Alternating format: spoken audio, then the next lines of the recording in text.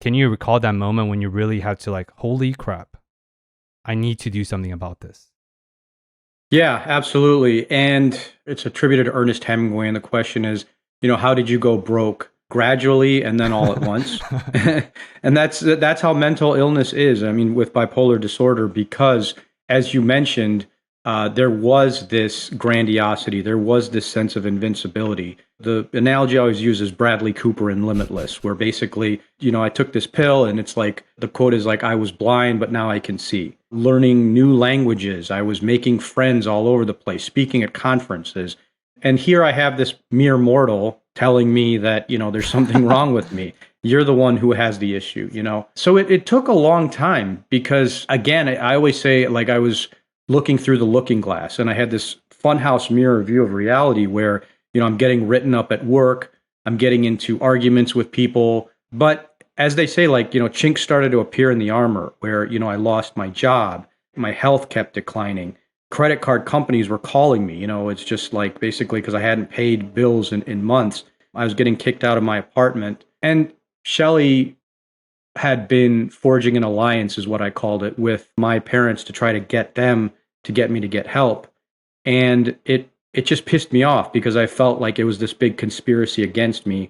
And one day she basically, as I was talking to her, she kind of told me that the alliance had frayed a little bit. They had basically said to her, just stop barking up that tree.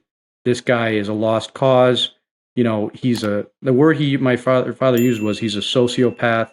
He's an Academy Award winning actor. He's got you all fooled. I would just run for your life. That was when I'm like, okay, what I'm doing ain't working. This is not a recipe for success here. So I always equate it to the trust fall exercise that they have in a lot of corporate retreats, where you're supposed to just fall back and the person behind you catches you. That's essentially what I did. Was it's just basically like, look, this person who was my sworn enemy that I've paid thousands of dollars to get out of my life, she's the only one in my corner. And so I had to just, like they say in Alcoholics Anonymous, turn myself over to a higher power. And that's essentially what I did.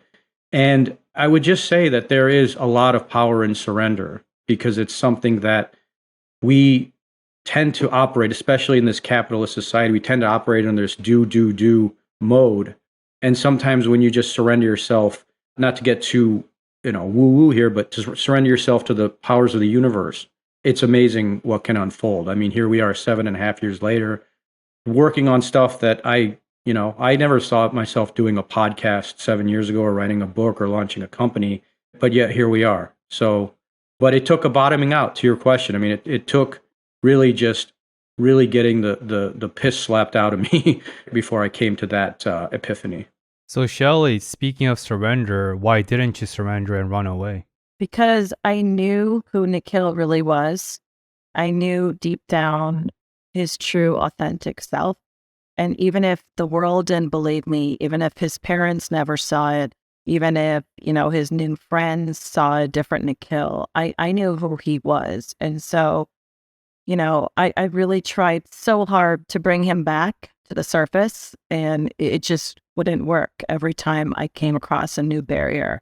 And that was the hardest thing to deal with because, Nikhil alluded to this. I was trying to control a situation that I really had no control over. I felt like, the rug was pulled out from underneath me and I had lost control of the situation when he had filed for divorce and when he had left us and could not understand why he would do such a thing. So I held tighter and tighter onto the rope during our separation to try to control every aspect and every outcome to this whole process of his healing and transformation. And you can't do it. And so, the universe would show me one barrier after the other, whether it was a doctor who didn't believe me, whether it was, the lawyers who said I'm totally off and, created a legal nightmare for me and the children. I mean, every barrier was placed in front of me. And I learned a lot about that and the dysfunction of the word control.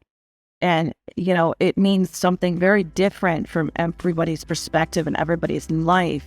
But it is a very significant word that we try to control everything in our life. And that is the biggest error of mankind. Thank you for discovering more with us this week. If you enjoyed watching this video, check out the full-length episode at one of the windows that pops up. And as always, see you again in next week's train of Discover More. Thank you for tuning in.